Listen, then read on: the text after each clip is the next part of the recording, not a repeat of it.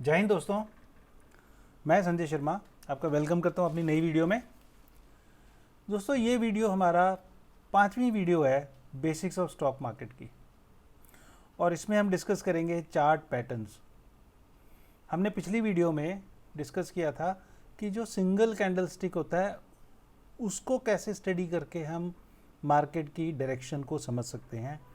आज हम एक पेयर ऑफ कैंडल स्टिक्स आपस में जो रिलेशन बनाते हैं, हम उनको क्या नाम देंगे उनको हम डिस्कस करेंगे। मतलब कि हम दो कैंडल स्टिक्स को लेकर के उनके पैटर्न को स्टडी करेंगे और ये समझेंगे कि उनको क्या क्या कहा जाता है और उनके क्या क्या इम्प्लीकेशंस होते हैं। कौन कौन सा जो पैटर्न है वो बुलिशनेस इंडिकेट करता है और कौन सा बियरिशनेस। आपको पता है मार्केट में दो ही डायरेक्शन होती हैं, या तो मार्केट बुलिश होती है या बियरिश होती है या कुछ नहीं कर रही होती है। दोस्तों हम चलते हैं इसमें आगे। ये देखिए, टू कैंडल स्टिक पैटर्न्स का मतलब हुआ कि जो सिंगल कैंडल स्टिक पैटर्न है उसके अंदर हमें सिर्फ एक ही कैंडल स्टिक चाहिए थी, उसको देख करके हम बता देते हैं कि वो किस तरह का कैंडल है। जैसे हमने डिस्कस किया था, इस तरह से कोई कैंडल बनेगी उसको मारू बोजू बोलते हैं। कोई कैंडल अगर इस तरह से बनती है एकदम पतली सी जिसमें ये बॉडी होती है उसको हम स्पिनिंग टॉप बोलते हैं। जिसमें बिल्कुल नहीं होता, एक लाइन टाइप होती है, उसको हम डोजी बोलते हैं। इसी तरह से दो कैंडल, मतलब एक कैंडल ये है, इसके साथ में एक कैंडल और बनी होगी। इन दो कैंडल्स को, इसको हम पीरियड 1 कैंडल बोलेंगे, बाद वाली को पीरियड 2 कैंडल बोलेंगे। उन दोनों को मिलाकर के कुछ बुलिश और कुछ बियरिश पैटर्न्स बनते हैं। दोस्तों ये जो बुलिश और बियरिश पैटर्न्स हैं, इनमें से बुलिश पैटर्न है जैसे bullish kicker pattern, bullish engulfing pattern, bullish harami pattern, piercing line and tweezer bottom. ये सारे के सारे जो पांचों हैं, these are all bullish patterns, bullish two candle stick patterns.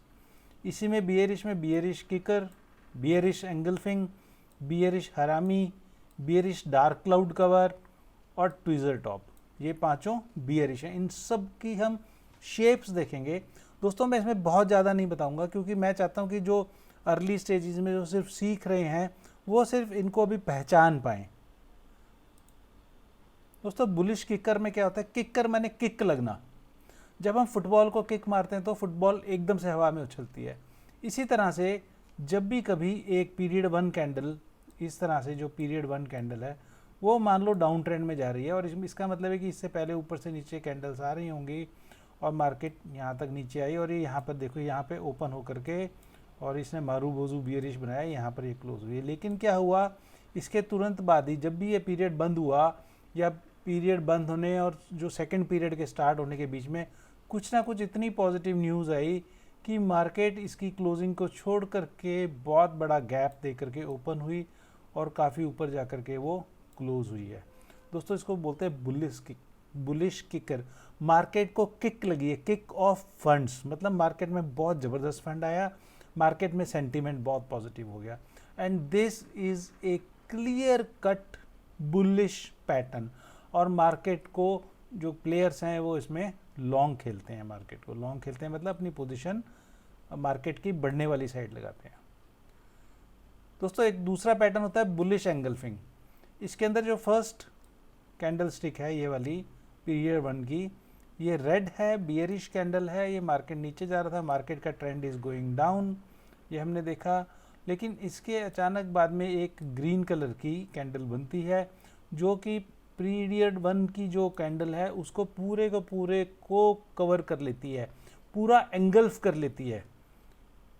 उसको बोलते हैं bullish engulfing, and this is also highly bullish pattern. इसके फीचर्स क्या हैं?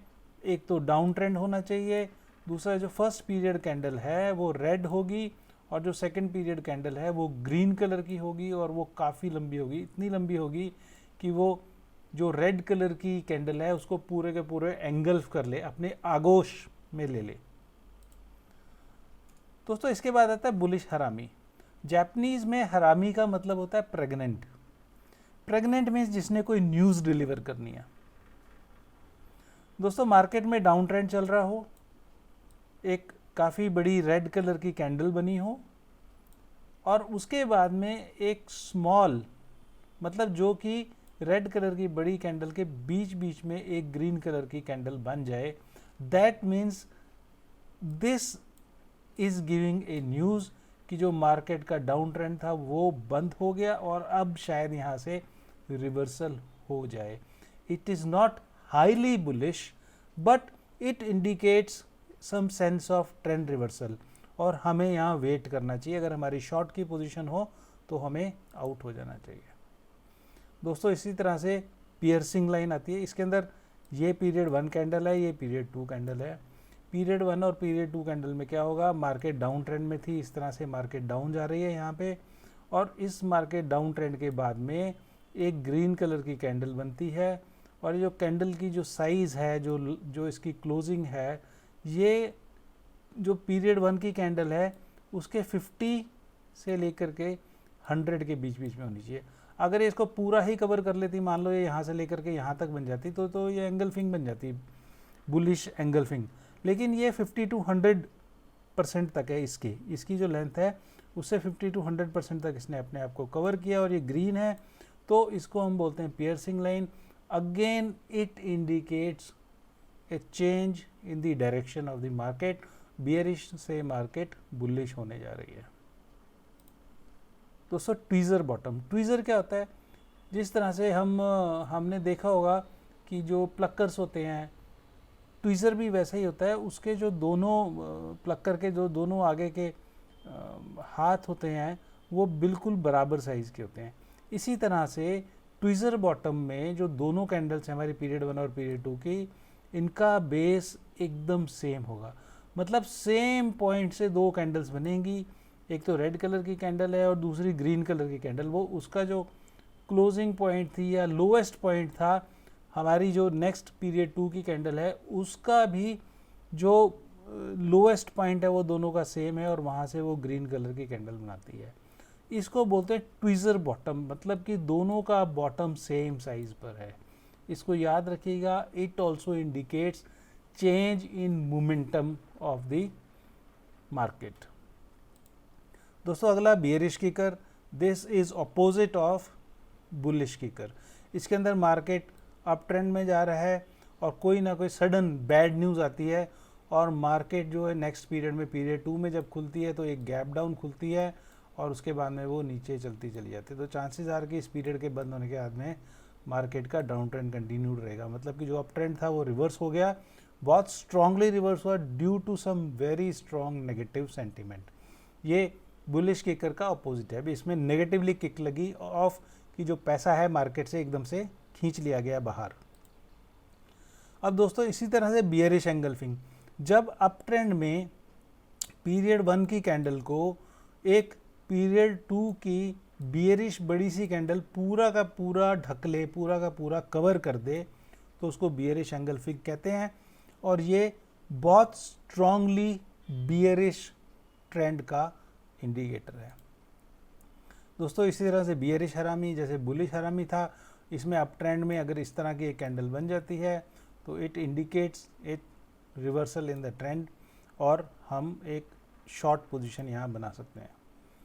दोस्तों क्लाउड कवर. क्लाउड कवर क्या होता है? Cloud cover is just like जो हमने पियर्सिंग लाइन की बात की थी, जो बुलिशनेस का इंडिकेटर था, ये क्लाउड कवर बियरिशनेस का इंडिकेटर है. इसके अंदर क्या होगा कि जो अप ट्रेंड में है उसमें जो लास्ट पीरियड 1 की हमारी बुलिश कैंडल है, उसके बाद में एक बियरिश कैंडल बनती है जो इस बुलिश कैंडल के 50 to 100% तक को कवर करती है. मतलब 50 से 100% के बीच में है. 100 से ऊपर होगी तो एंगल्फिंग बन जाएगी, इसलिए वो इसको बोलते हैं डार्क क्लाउड कवर.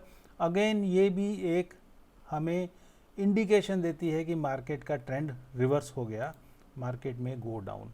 अब दोस्तों ट्वीज़र टॉप, जैसे हमने ट्वीज़र बॉटम की बात की थी, उसके अंदर जो बॉटम था वो दोनों का सेम था. ट्वीज़र टॉप में जो टॉप है, जो हाईएस्ट पॉइंट है, वो सेम होगा, और उसके बाद में अप ट्रेंड के दौरान एक रेड कैंडल बनेगी जो बियरिश कैंडल है, and that will show a change in momentum of the market. That momentum में for a short period of time go in the reverse direction. दोस्तों मैंने आपको सिर्फ अभी नाम बताए हैं, और उनका ये बताइए कि क्या पोजीशन है। मेरी आपसे रिक्वेस्ट ये है कि आप इनको समझिए, पेपर पे बनाइए और देखिए, और पिछले कुछ टाइम के ग्राफ निकालिए जो कि आपको वेबसाइट में बहुत जगह मिल जाएंगे। प्रीवियस 5 मिनट का ग्राफ, 15 मिनट का ग्राफ, एक घंटे के, इस तरह के कैंडल स्टिक पैटर्न्स आप निकालिए। प्रीवियस जो मार्केट क्लोज हो चुकी है उस टाइम के, पिछले मंथ का, एक साल का, एक दिन का निकालिए और देखिए कि कहाँ कहाँ पे इस तरह के पैटर्न्स बने हैं।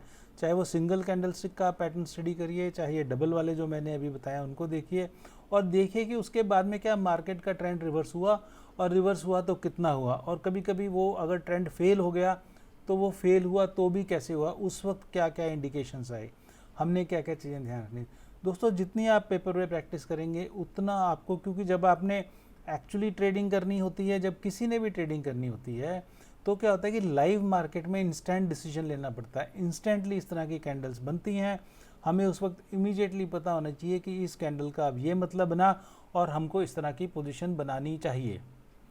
दोस्तों बेसिकली एजुकेशनल वीडियो मैं बना रहा हूँ आपके लिए, आप इसको समझिए और देखिए, क्योंकि बहुत लोग ऐसे हैं मार्केट में, मैं जानता हूँ, जो पता नहीं कैसे कैसे लोगों से टिप्स लेते हैं और उनको बहुत लॉस हुआ है। इसलिए मैं बहुत बेसिक तरीके से समझाने की कोशिश कर रहा हूँ। उम्मीद है आपको पसंद आ रहा होगा। नेक्स्ट वीडियो में हम डिस्कस करेंगे कि मल्टीपल कैंडल स्टिक्स के कौन कौन से पैटर्न्स होते हैं। उसके बाद में हम एक बार सारे रिवाइज करेंगे और कोई पुराना चार्ट निकाल के उसके अंदर सबको आइडेंटिफाई करने की कोशिश करेंगे, कहाँ कहाँ पे क्या क्या पैटर्न आया और उसके कारण मार्केट ने किस तरह का रिएक्शन दिया। उम्मीद करता हूँ आपको पसंद आ रहा होगा दोस्तों। जय हिंद।